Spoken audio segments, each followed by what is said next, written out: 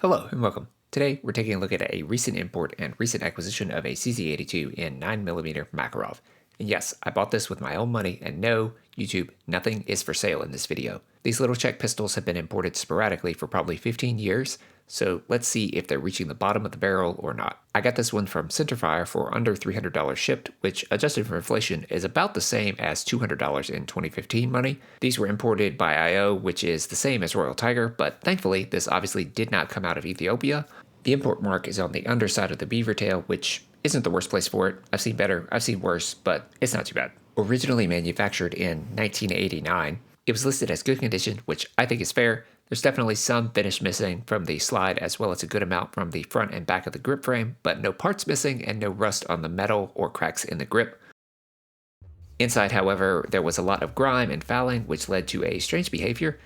In double action, there was a weird hitch where it would catch just like you cock the hammer back and stay in single action mode, which would require you to release the trigger and re-engage in single action.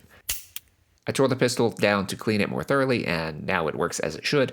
Obviously, cleaning and maintenance are always advised, especially for old military surplus, and in this case, it was unfortunately both necessary and surprisingly tedious. There are multiple tiny springs and a very particular order in which things need to be disassembled and reassembled, so be very aware of that. It's certainly possible, but it took me several hours to complete and quite a bit of frustration. I will link a very helpful blog below that was invaluable in my efforts. Now, getting back on track, these are single action, double action blowback pistols without a decocker, but with a frame mounted safety, slide release, an ambi mag release, 13 round mags, and the best sights of all the com-block 9mm Makarov pistols in my opinion.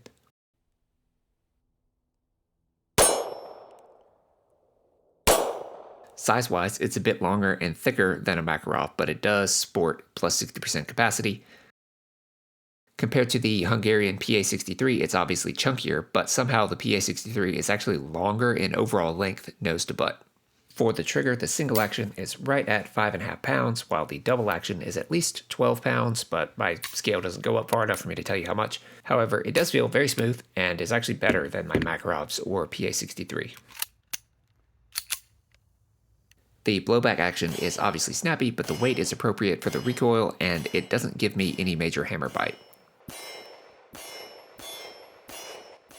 I ran Wolf ball ammo as well as some PPU hollow point, all without issue.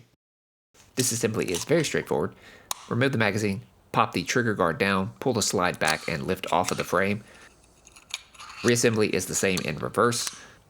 One dummy-proof feature they added about reassembly is that the trigger guard has to be popped back into place before you can actually insert a magazine due to a protrusion that sticks out into the mag well whenever the gun is in disassembly mode. It wouldn't be a CZ82 video without mentioning that these feature polygonal rifling, which looks almost completely shot out but is in fact absolutely there.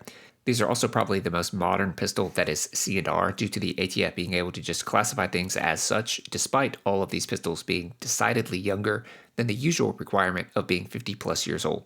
This one from Centerfire came with one 13-round mag and a police-style holster. There are several variants of the military holsters, so I definitely plan to pick up one of those, but this holster is perfectly sufficient and surprisingly comfortable. Overall, I'm pretty happy with this one and the price I paid. While the good old days are gone, we're definitely in a bit of a slump, so now is a good time to pick up some items for some pretty solid inflation-adjusted deals. Thank you for tuning in, and I'll see you again in the next one.